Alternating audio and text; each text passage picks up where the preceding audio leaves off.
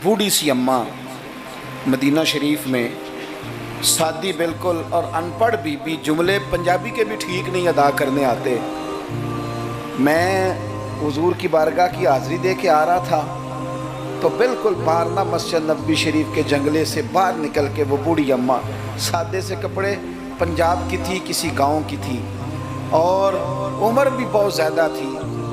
उसके सादे से जुमले वो दूर बैठ के ना, चूँकि करीब तो ख़वातीन का आना दुरुस्त है भी नहीं और वो आने भी नहीं देते, पीछे बाहर हम निकले बाज़ार में तो वहाँ ना शायद किसी का इंतज़ार कर रही थी। बच्चे ने वक़्त दिया होगा कि अम्मा तू यहाँ बैठ जाना तो मैं आ जाऊँगा, तो वहाँ बैठी थी।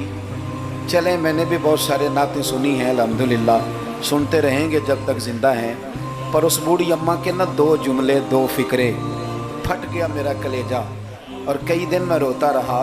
वो अपने लबो लहजे में ना, अपने अंदाज में, सादे कपड़े उसके और सादा और पुराना दुपट्टा, और ज़मीन पे उसी तरह बैठी थी जिस तरह गरीब लोग बैठ जाते हैं रोटी खाने के लिए, मज़दूर बैठ जाते हैं। पता क्या कह रही थी, नात क्या पढ़ रही थी, क्या उसका अंदाज़ था नात पढ़ने का।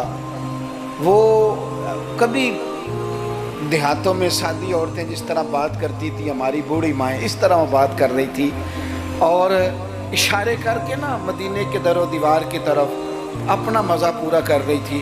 कह रही थी वेखो नहीं वेखो, उसका लहजा है, उधार लेके बात कर रहा हूँ, उसका लहजा है, उसकी बात है और शेर में वज़न कैसा है और जुमले की तरतीब कैसी है ये शायर बताएंगे। मुझे तो लुत्फ़ आया था तो मैं बात आगे नकल कर रहा हूँ। वो कह रही है और वो मतलब आवाम को मुतवज्जे नहीं कर रही, वहाँ तो है ही कोई नहीं, अकेली बैठी है, अपना ज़ौक़ पूरा कर रही है।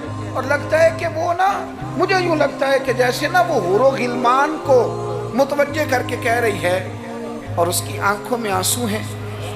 थोड़ी देर इतना रोती है कि आवाज़ बाहर आती है उसकी, फिर दोबारा बात शुरू करती है, फिर अपने पल्लू से आंसू पहुँचती। कहती क्या है, कहती है वेखो नी वेखो किड्डे करम कमाए सूं, मेरे जे गंदे मंदे भी दरते बुलाए सूं।